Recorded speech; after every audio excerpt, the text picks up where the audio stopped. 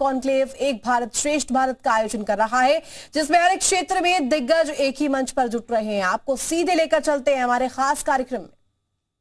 उजागर किया कि मॉब जब आई थी अस्पताल पर और धरना देने वाले डॉक्टर्स और नागरिकों पर हमला करने के लिए, तो जनता का बचाव करने की बजाय पुलिस वहां से भाग खड़ी हुई और खुद छुपने लगी हॉस्पिटल में। तो जो आज लोग इकट्ठे हुए हैं वो जानते हैं कि पुलिस उनको सुरक्षा देने के लिए तैनात नहीं होगी। जिसकी हत्या हुई, जिसका बलात्कार हुआ, उसके परिवार को सुरक्षा देने के लिए कोई नहीं आएगा। तो ऐसा नहीं है कि एक्चुअल मॉब नहीं आई। आज जो सड़कों पर उतरे हैं उनका उस लड़की से, उसके परिवार से कोई सरोकार नहीं है। वो सिर्फ चाहते हैं कि न्याय दिखे होता हुआ, और अगर अन्याय करने वाले लोग सरकार में शामिल हैं, ब्यूरोक्रेसी में शामिल हैं, सरकार की शरण में हैं, तो उनके खिलाफ भी आवाज उठाई जाए। लेकिन उस आवाज को शक्ति स्मृति जी कैसे मिलेगी? पीएम ने जो रिएक्शन दिया उसके ऊपर, उससे हमें लगा कि और सख्त कानून होंगे। देखिए, कानून में और दृढ़ता यहाँ पे रोकना चाहती हूँ आपको। सख्त कानून है, सजाए मौत है। अब आप सजाए मौत कैसे दिलवाते हैं, केस कैसे बनाते हैं, कानून के इम्प्लीमेंटेशन की चुनौती है। भारतीय न्याय संहिता जो अभी भी कानून बना है मोदी सरकार में, उसमें बहुत ही डिटेल्ड सजाए मौत है, 20 साल की कैद है, उम्र कैद की सजा है। तो ये सारी सजाएं अलग अलग संदर्भों में उसमें दर्ज हैं। जब लोग कहते हैं और सख्त कानून बनाओ, मौत से ज्यादा और सख्त कानून क्या बनाइएगा? विषय क्या है, प्रॉब्लम क्या है? आप पुलिस इन्वेस्टिगेशन में कितनी डिटेल्ड और ट्रांसपेरेंट इन्वेस्टिगेशन देखते हैं। ये जो पश्चिम बंगाल और कलकत्ता का केस जनता के सामने आक्रोश भरने वाली स्थिति में है, वो क्यों है? क्योंकि पुलिस कमिश्नर खुद पार्टी बन गए हैं कि उस महिला को, उसके परिवार को न्याय ना मिले। क्या इस पुलिस कमिश्नर की ये पहली वारदात है? नहीं। गैंग रेप का एक और केस हो चुका है जिसमें यही पुलिस ऑफिसर रेपिस्ट को छूट मिल जाए, उसमें उनकी एक अलेजिड इन्वॉल्वमेंट है। ये कलकत्ता के हाई कोर्ट में बोला जा रहा है।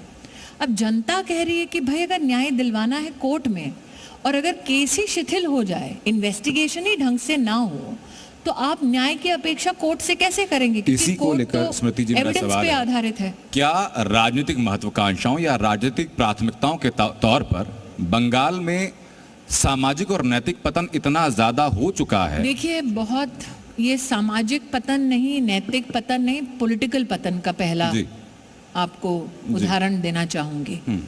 पॉलिटिकल पतन किस वजह से कह रही हूं? एक, आपको पता है घटना घटती है, जो उस संस्थान का मुखिया है, आप उससे कोई छानबीन नहीं करते, बल्कि उसका आप संरक्षण करते हो। वो आराम से कहीं और ट्रांसफर होता है। लेकिन अब जो वीडियोस आ रहे हैं मीडिया में, उन वीडियोस के चलते ये पता चलता है कि शायद ये संभव है कि क्राइम सीन के साथ छेड़छाड़ हुई है। लोग जानते हैं, मीडिया ने रिपोर्ट किया है कि जहां पर घटना घटी है इतनी जघन्य, वहां पर रेनोवेशन का काम हो रहा है। आप सोचिए, जो मीडिया के माध्यम से पोस्टमार्टम की रिपोर्ट बाहर चर्चा में आई है, एक लड़की की दोनों टांगे तोड़ी जाती है, उसके दोनों हाथ के नाखून उखड़े हुए हैं, उसकी आंख में से खून निकल रहा है, वजाइना में से खून निकल रहा है, पेट पे मारा, चेस्ट पे मारा। एक आदमी हॉस्पिटल में, जहां जरूरी तो नहीं वही लड़की है और वही पुरुष है, बाकी लोग भी होंगे, स्टाफ होगा, पेशेंट्स होंगे, वो उस लड़की की टांगे तोड़ रहा है, वो चिल्ला रही है, कोई सुन नहीं रहा क्या? उसके नाखून उखड़ रहे हैं, उसका रेप हो रहा है और किसी को सुनाई नहीं दे। सवाल बहुत सारे हैं जी। अब ये सवाल जब जनता पूछ रही है, तो कलकत्ता पुलिस जनता को आपने ट्विटर पे ये क्यों पूछा नोटिस दे रही है।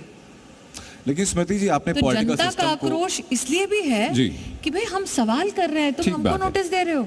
अच्छा, पहले क्या कहती थी? इसी से जुड़ा हुआ एक सवाल मैं आपसे कर लूं। आपने पॉलिटिकल सिस्टम को नजदीक से देखा है, क्या ये संभव है कि इतने सारे लूप होल्स बिना मुख्यमंत्री की सहमति के या उनके जो करीबी लोग हैं उनकी शय के बिना हो जाए?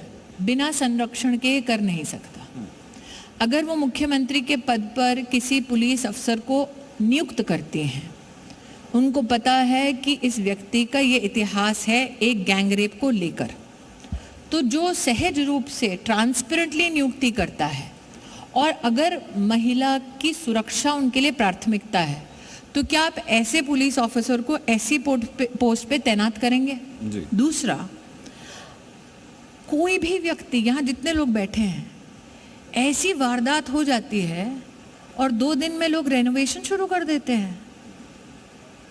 किसी के घर में किसी की मृत्यु होती है तो 13 दिन तक आसपास के लोग भी हिलते डुलते नहीं हैं। ये कैसी संस्थान है जहाँ पर एक जघन्य अपराध होता है, लड़की का रेप होता है, मर्डर होता है, और अचानक हॉस्पिटल एडमिनिस्ट्रेशन करता है चलो रेनोवेशन करते हैं। फिर लेकिन स्मृति जी, इन्वेस्टिगेशन, जो सवाल है, सॉरी मैं इसको थोड़ा सा डिस्क्राइब करना चाह रही हूँ। आपको पता है कि आप इन्वेस्टिगेशन आप ट्रांसफर कर रहे हैं, आपने जोर से हल्ला काट दिया, तो कोई भी जो पुलिस के महकमे में है या एडमिनिस्ट्रेशन में, उसको नहीं पता कि नई एजेंसी आएगी तो उसको पूरा का पूरा इलाका इन्वेस्टिगेट करना है, तो रेनोवेट करके आप क्या छुपाना चाह रहे थे कुछ? तो मैं वही कह रही हूँ कि मान लीजिए आप कहते हैं मैं छुपाना नहीं चाह रहा था, somebody has been brutally raped and murdered, renovation का ख्याल किसके दिमाग में आया होगा कि चलो करते हैं, इट्स नॉर्मल, ये तो होता रहता है। इसकी शुरुआत स्मृति जी वहां से हुई थी कि जब उस बेटी के माता पिता को फोन किया गया था और बताया गया था कि आत्महत्या है। शुरुआत में बताया गया कि मानसिक तौर पर परेशान थी, लेकिन मेरा सवाल इससे थोड़ा सा पीछे भी जाता है। सरकार और पुलिस का महिलाओं की सुरक्षा को लेकर के यही रवैया हम लोगों ने संदेश खाली में भी देखा। देखिए, मैं एक चीज से, मैंने कलकत्ता में भी जाके ये कहा, हम तेरा रेप मेरा रेप वाली पॉलिटिक्स नहीं कर सकते। बिल्कुल, क्योंकि यहाँ पे ऑडियंस में जितने लोग बैठे हैं और जो घर पर इस वक्त आपको देख रहे हैं, उनमें से कोई हिंदुस्तानी ये नहीं कहेगा नहीं मेरे गली मोहल्ले में रेप ठीक है, तुम्हारी गली मोहल्ले में रेप ठीक नहीं है। इतनी हैवानियत किसी में नहीं है। लेकिन जब कलकत्ता का विषय आता है, सवाल ये उठता है किसने माता पिता को बोला कि सुसाइड है? वो इस निष्कर्ष पे वो व्यक्ति कैसे पहुंचा? उस व्यक्ति को किसने कहा होगा कि ये फाइंडिंग है? और अगर वो विषय पुलिस के इन्वेस्टिगेशन में है तो 3 घंटे माता पिता को ना देखने देना, एफआईआर ना फाइल करना, ये सारे प्रश्नों को लेकर आज जनता बंगाल की सड़कों पर उतरी है। लेकिन मैं दोबारा कहती हूँ, चाहे वो बंगाल हो चाहे केरल हो, जब पॉलिटिकल सिस्टम के लोग, चाहे वो तृणमूल है या लेफ्ट है, वो कहते हैं कि अरे हमने बीजेपी की औरत को रेप करवाया या मारा है ना, क्या दिक्कत है तुमको? आपको समझना होगा, ये कहा जाता है। जब ये बंगाल में पोस्टपोल वायलेंस हुआ, जिस पुलिस कमिश्नर की बात हो रही है उसके ऊपर ये आरोप भी है कि जो वायलेंस के विक्टिम्स थे उनको गवर्नर से मिलने नहीं दिया इन्होंने। तो आप ये नहीं कह सकते अरे आपके साथ हुआ, बीजेपी के कार्यकर्ता का हाथ काट दिया कम्युनिस्ट केरला में, अरे हाँ ठीक है पॉलिटिकल राइवलरी है, अरे हाथ काटा है भाई, जो स्कूटर चलाता है उसका हाथ काटा ताकि उसकी रोजी रोटी खत्म हो जाए, या पेडल पे उसका पैर ना लगे उसका पैर काट दिया। आप इसको पॉलिटिकल वायलेंस में रिड्यूस करते हैं, मतलब आप समाज को कहते हैं कि इस हिंदुस्तानी को मार सकते हैं क्योंकि इसकी पॉलिटिक्स मुझे अच्छी नहीं लगती, उस हिंदुस्तानी को नहीं मारना चाहिए। क्या हम एज ह्यूमन बीइंग्स ये कर सकते हैं? आपकी बात से मैं सहमत हूं स्मृति जी। सवाल इस जांच को लेकर तो उठ ही रहे हैं, सवाल ये भी उठाया जा रहा है कि इस पूरी जांच पर जब सवाल उठ रहे थे, लोग आक्रोश में थे, उस दौरान जवाबदेह होने के बजाय ममता बनर्जी खुद सड़कों पर आ गई थी प्रदर्शन करने के लिए। कहा था हेल्थ मिनिस्टर ममता जी, होम मिनिस्टर ममता जी, चीफ मिनिस्टर ममता जी, आप किसके खिलाफ प्रोटेस्ट कर रहे हैं? Home minister, health minister, chief minister के खिलाफ। और उससे भी ज्यादा दुखदाई क्या है कि आपने जनता को इतना गलेबल समझा है बंगाल की या देश की कि किसी को समझ नहीं आया आप क्या कर रहे हैं। तो ये पॉलिटिकल साइकोलॉजी है क्या कि इतना घिनौना अपराध आपके राज्य में हो? देखिए, पॉलिटिकल साइकोलॉजी एस्केपिज्म की है कि इकोसिस्टम बोल देगा हाँ बेचारी ममता कोशिश कर रही है लेकिन विफल हुई, हाँ बेचारी इसके हाथ में कंट्रोल नहीं है। अगर कंट्रोल नहीं है, अगर वो कहती हैं कि मैंने पुलिस को संरक्षण नहीं दिया, तो सवाल ये उठता है कि उनसे बड़ा नेता उनकी ही सरकार में कौन है?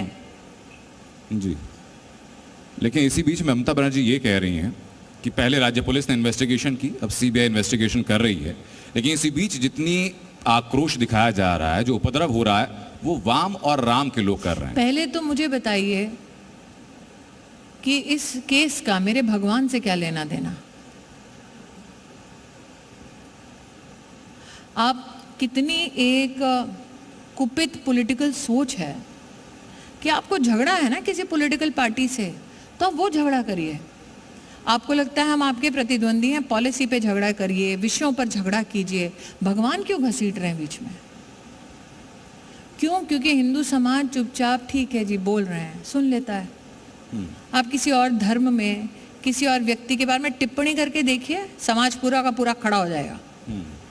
यहाँ पता नहीं कितने हैं जो धर्म से हिंदू हैं, हम सुन लेते हैं, ठीक है बोल दिया होगा, कोई बात नहीं, तो हम सहते हैं। राजनीति को सूट करता है इसलिए ऐसी बातें की जाती हैं। देखिए, लेफ्ट खुद से की अगर कमियां छिपाने के लिए, लेफ्ट से अगर उनको इतनी ही दिक्कत है तो अलायंस इंडी वाली छोड़ दीजिए, उसमें लेफ्ट है ना जी।